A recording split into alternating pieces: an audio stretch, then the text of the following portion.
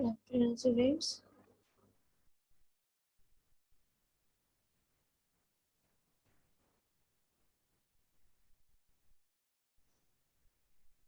Good afternoon, students.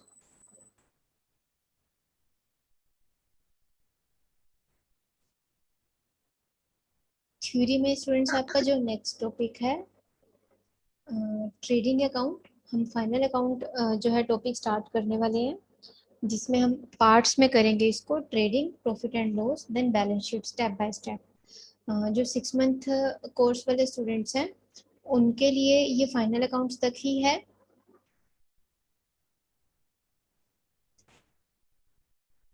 उसके बाद फिर आपकी एग्जाम प्रिपरेशन चलेगी। उसके नोट्स आपको ईमेल किए जाएंगे। एक बार आप मुझे व्हाट्सएप ग्रुप पे रिमाइंड करवाना after completion of final accounts. सबसे पहले हम बात करते हैं फाइनल अकाउंट्स जो हमारे फाइनेंशियल ईयर के सबसे एंड में बनाए जाते हैं। तो जब आप ट्रायल बैलेंस प्रिपेयर कर लेते हैं उसके बाद हमने उसके अंदर से इसे बनाना है। तो सबसे पहला पार्ट है इसका ट्रेडिंग अकाउंट। अब ये ट्रेडिंग अकाउंट होता क्या है? ये किस चीज का रिजल्ट दिखाता है? जो गुड्स आपने एक तो सेल परचेज की हैं उनका, और जिससे हम क्या निकाल सकते हैं, अपनी कंपनी का ग्रोस प्रॉफिट या ग्रोस लॉस। ये हमारे फाइनल अकाउंट्स की जो स्टेज है उसका फर्स्ट स्टेप है। अब इसमें डेबिट और क्रेडिट साइड में कौन कौन से आइटम्स आती हैं?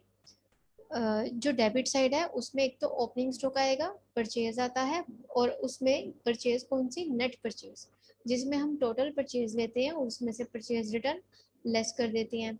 और उसके बाद सारे के सारे डायरेक्ट एक्सपेंस। इसका फॉर्मेट आगे अभी हम स्टडी करेंगे। और क्रेडिट साइड में आती है हमारी नेट सेल्स। नेट सेल में क्या होगा? टोटल सेल्स में से सेल्स रिटर्न लेस करनी है, और उसके बाद हमारा क्लोजिंग स्टॉक आ जाएगा। और फिर उसके बाद जब आप ये आइटम्स फीड कर लेते हैं डेबिट और क्रेडिट साइड में, फिर हम निकालते हैं ट्रेडिंग अकाउंट में ग्रोस प्रॉफिट या ग्रोस लॉस। अब ये क्या होता है? जितने भी हमने सेल की, सेल और क्लोजिंग स्टॉक, ये जो हमारा इस साइड का टोटल निकल के आया और इस साइड का, दोनों साइड का हम डिफरेंस निकालते हैं। अगर तो हमारा डेबिट साइड में बचता है तो वो हमारा ग्रोस प्रॉफिट बचेगा, अगर क्रेडिट साइड में बचा तो वो ग्रोस लॉस बचेगा। यानी कि आपकी सेल ज्यादा होनी चाहिए ताकि आपका ग्रोस प्रॉफिट बचे। अगर आपकी सेल कम है, परचेजेस और एक्सपेंस ज्यादा है, तो आपका क्रेडिट साइड में बैलेंस बचा तो वो ग्रोस लॉस आएगा।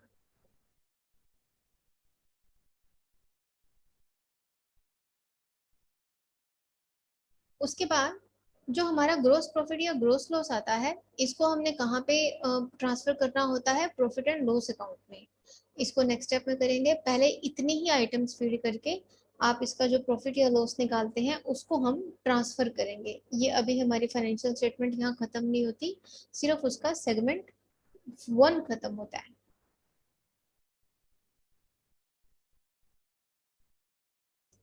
उसके बाद ट्रेडिंग अकाउंट के क्या क्या फीचर्स हैं? एक तो ये नॉमिनल अकाउंट में काउंट होगा। उसके बाद अकाउंटिंग ईयर के सबसे लास्ट में बनाया जाता है। फाइनल अकाउंट की फर्स्ट स्टेज है। 6 मंथ और 1 ईयर वाले स्टूडेंट्स, ये इंपॉर्टेंट है, थ्योरी के क्वेश्चंस ये एग्जाम में भी आते हैं। ट्रेडिंग अकाउंट क्या है, उसके फीचर्स और परफॉर्मा ये पूछ लिया जाता है, इसे इंपॉर्टेंट मार्क करेंगे आप। और ट्रेडिंग अकाउंट के फीचर्स में नेक्स्ट है कि ये फर्स्ट स्टेज है फाइनल अकाउंट की, और जो मैन्युफैक्चरर्स हैं वो इसे बनाते हैं। और इसमें जो हमारी रिवेन्यू है, रिवेन्यू आइटम्स और ट्रांजैक्शंस हैं वो रिकॉर्ड होती हैं। कोई भी नॉन रिवेन्यू आइटम्स इसमें नहीं आती, और ना ही इस अकाउंट का कोई ओपनिंग बैलेंस होता है। अगर कोई मैन्युफैक्चरिंग कंसर्न इसे बना रही है, यानी जिसका प्रोडक्शन का काम है, तो वो ट्रेडिंग अकाउंट से पहले मैन्युफैक्चरिंग अकाउंट से स्टार्ट करेगी, फिर जाके वो ट्रेडिंग अकाउंट बनाएगी।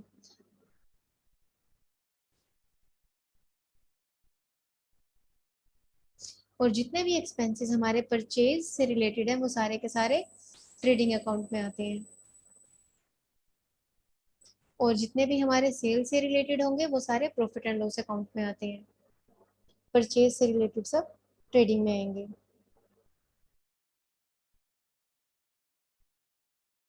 और जो हमारा फाइनेंशियल ईयर है या जो करंट ईयर होगा, उसमें भी उस करंट ईयर के अंदर जितने भी हमारे एक्सपेंस है वो सारे के सारे इसमें कंसीडर करेंगे, ओनली डायरेक्ट एक्सपेंस। और उसी ईयर की हम रिवेन्यू यानी कि सेल कंसीडर करेंगे, चाहे उसमें हमें कैश मिला मिला है या नहीं मिला, रिवेन्यू सारे के सारे इसमें हमने कंसीडर करने ही होते हैं। और ना ही इसमें पास्ट ईयर के आएंगे और ना ही नेक्स्ट ईयर के इंक्लूड होते हैं, सिर्फ करंट ईयर के आते हैं। और फीचर्स में ये पॉइंट हम डिस्कस कर चुके हैं। अगर डेबिट साइड में बैलेंस बचा तो ग्रोस प्रॉफिट, क्रेडिट में बचता है तो ग्रोस लॉस आएगा, और उसको फिर हम प्रॉफिट एंड लॉस में ट्रांसफर कर देते हैं। अब इसके एडवांटेजेस क्या हैं ट्रेडिंग अकाउंट के। अब ट्रेडिंग अकाउंट हमारा नेट प्रॉफिट या नेट रिजल्ट्स तो नहीं बताता, ये हमारा ग्रोस रिजल्ट बताता है।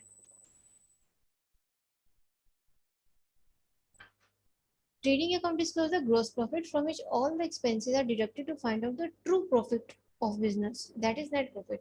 Net profit को निकालने के लिए ही हमें ट्रेडिंग अकाउंट बनाना पड़ता है, जिसमें पहले ट्रू प्रॉफिट यानी कि ग्रोस प्रॉफिट निकल, ट्रू प्रॉफिट तो नेट प्रॉफिट होता है, ट्रेडिंग अकाउंट में सबसे पहले हमें ग्रोस प्रॉफिट या ग्रोस लॉस निकालना होता है, जिससे हम अपनी कंपनी का नेट प्रॉफिट या नेट लॉस निकाल सकते हैं। तो जिस कंपनी का वैसे अगर ग्रोस लॉस एग्जिस्ट करता है, अगर वो आता है तो वो कंपनी वहीं पे एग्जिस्ट ही नहीं करती, ग्रोस लॉस कभी आना ही नहीं चाहिए, नेट लॉस कंपनी का आ सकता है, तो वहीं पे ही उन्हें अकाउंट जो है वो क्लोज कर देने चाहिए। तो क्योंकि ग्रोस ग्रोस लॉस यानी कि आपका रिवेन्यू ही नहीं अगर ठीक जनरेट हो रहा, तो दैट मीन्स वो आपको, वो आपका जो कंसर्न है वो एग्जिस्ट ही नहीं करती है, क्योंकि वो आगे एक्सपेंस क्या करेंगी या वो आगे अपना प्रॉफिट एंड लॉस अकाउंट में वो क्या करेंगी। तो इसमें मोस्टली केसेस में ग्रोस प्रॉफिट रहता ही रहता है प्रैक्टिकल मैनर में। अदरवाइज आप प्रैक्टिकल जितने क्वेश्चंस करेंगे उसमें आपको थोरली ये चीजें मिलेंगी, कि जिसमें मोस्टली क्वेश्चंस में ग्रोस लॉस भी बच रहा है। आप एग्जाम में भी अगर आप अटेम्प्ट करें तो आपको इस तरह के मिलेंगे क्वेश्चंस, उसमें नहीं ऐसे करना आपने कि ग्रोस लॉस बच रहा है तो क्वेश्चन करना ही बंद कर दो। इन अ प्रैक्टिकल मैनर हम इसमें ये बात कर रहे हैं कि कंपनी को अपना ग्रोस प्रॉफिट दिखाना ही होता है, तभी जाके वो आगे उसको कंटिन्यू कर पाते हैं।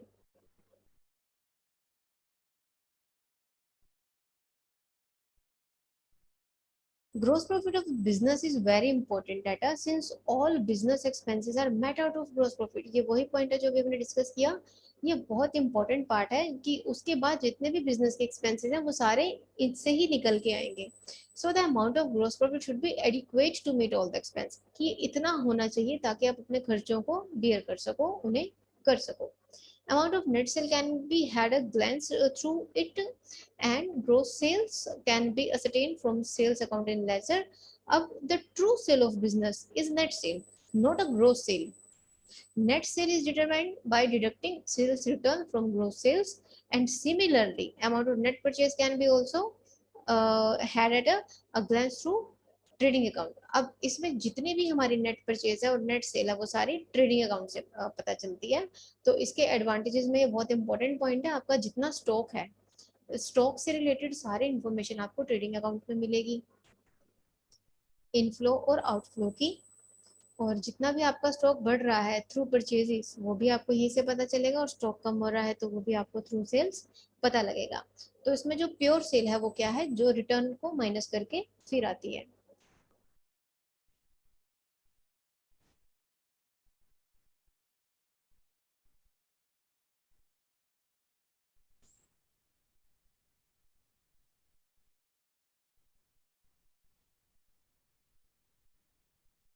अब इसमें पॉइंट है, the progress or failure of a business can be ascertained by comparing a net sale of current year with that of last year। अब जो बिजनेस है उसका जो वो प्रोग्रेस में है या लॉस में है, वो कैसे पता आप लगाएंगे, आप अपने अकाउंट्स को क्या करते हैं, कंपेयर करते हैं इस साल से। जैसे इस साल के अकाउंट्स है तो उन्हें पिछले साल से कंपेयर करेंगे। It is to be noted that increase in the amount of net sale of current year over last year may not always be regarded as a sign of success, since sales may increase because of rise in price level। Conversely, a fall in the amount of net sale of current year over last year may decrease because of fall in price level. अब इसका मतलब ये नहीं है कि company की अगर cell बढ़ रही है तो वो सक्सेस में है, क्योंकि आपकी सेल के अलावा जो नॉन रिवेन्यू आइटम्स हैं उससे भी कंपनी को इनकम जनरेट होती है। सक्सेस डजंट मीन कि उसका जो टर्नओवर है, सॉरी जो रिवेन्यू है वो पिछले साल से अगर इस साल ज्यादा है तो वो सक्सेस में हो, क्योंकि जो जब तक आपका प्रॉफिट एंड लॉस अकाउंट नहीं बनेगा, आपके अदर पार्ट्स ऑफ इनकम्स नहीं आइडेंटिफाई होंगे, तो आपको एक्चुअल सक्सेस नहीं पता लगेगी। क्योंकि जो ट्रू प्रॉफिट है वो क्या होता है, नेट प्रॉफिट, जो अभी हमने पीछे पढ़ा, दिस वन। तो ये बिना P&L के नहीं पता लगता। तो सेल से हम अपनी कंपनी की सक्सेस और फेलियर की पोजीशन नहीं आइडेंटिफाई कर सकते। अब इसके फॉर्मेट पे आते हैं ट्रेडिंग अकाउंट के। दिस वन आप ये देख सकते हैं, आपने इसको बिल्कुल एज इट इज ही बनाना है। अब इसमें ABC अकाउंट है, कंपनी का सबसे पहले नाम लेना है, फिर आप लिखेंगे ट्रेडिंग अकाउंट, या फिर जब हम कंबाइन करके बनाएंगे तो trading profit and loss account आप इकट्ठा लिख सकते हैं, क्योंकि ये दोनों कंबाइन होके ही बनते हैं। और उसके नीचे वाली लाइन में आप लिखेंगे फॉर द ईयर एंडेड 31 मार्च, ये दिसंबर लिखा है, और प्रैक्टिकल मैनर में हम इसे मार्च में बनाते हैं। ये कैलेंडर ईयर के अकॉर्डिंग बने हुए हैं तो दिसंबर लिखा हुआ है। As per given in question ही आप डेट्स इसमें डालेंगे जो हमें इधर जैसे क्वेश्चन में दी होगी, उसके अकॉर्डिंग आप डेट्स डालेंगे। अब ट्रेडिंग अकाउंट के जो फर्स्ट 4 आइटम्स हैं डेबिट और क्रेडिट के मिला के, इसको आपने चेंज नहीं करना, ये एज इट इज रहेंगी। उसके बाद की जो आइटम्स हैं इन्हें हम ऊपर नीचे कर सकते हैं। सबसे पहले ओपनिंग स्टॉक फिक्स ऐसे ही रखना है, परचेज फिक्स ऐसे ही रखना है, सेल्स और क्लोजिंग स्टॉक, इन 4 आइटम्स को आपने बिल्कुल भी नहीं छेड़ना, ये एज इट इज ही आप रखेंगे। अब सबसे पहले आपने दिखाया ओपनिंग स्टॉक, उसके बाद आपने दिखाया परचेज, उसमें आपने ऐड क्या करना है जो परचेज आप करनी भूल गए, और लेस क्या करेंगे जहां जहां से हमारा स्टॉक कम हो रहा है, जैसे परचेज रिटर्न, प्राइवेट परचेज में ड्रॉइंग्स आ गया, या प्राइवेट परचेज और इसमें ये 2 पॉइंट्स अलग लिखे हैं कि प्रोप्राइटर ने गुड्स निकलवाई हैं।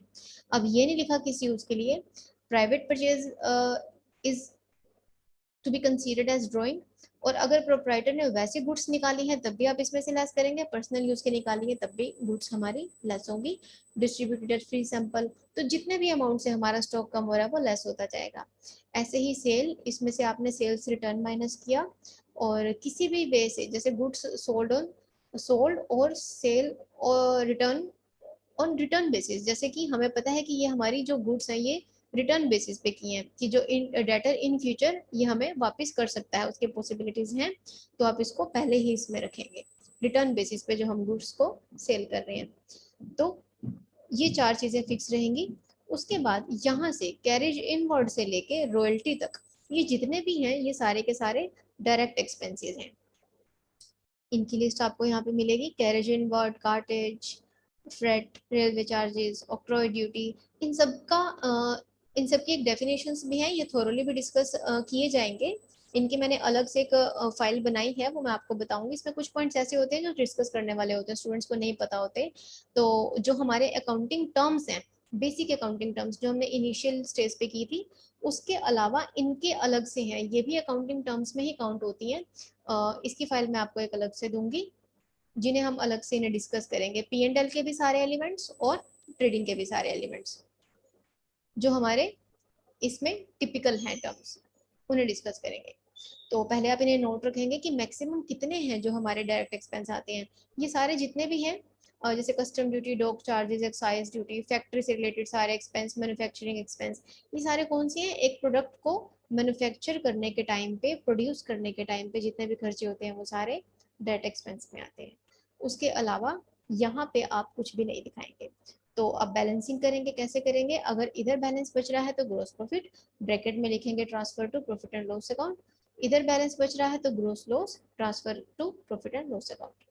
अब इससे रिलेटेड एक क्वेश्चन है जिसे हम लोग डिस्कस करेंगे मंडे को, और फिर ये फाइल मैं आपको व्हाट्सएप में PDF इसका सेंड कर दूंगी, ठीक है। और अगर पॉसिबल हुआ तो आपको एक असाइनमेंट भी दे देंगे,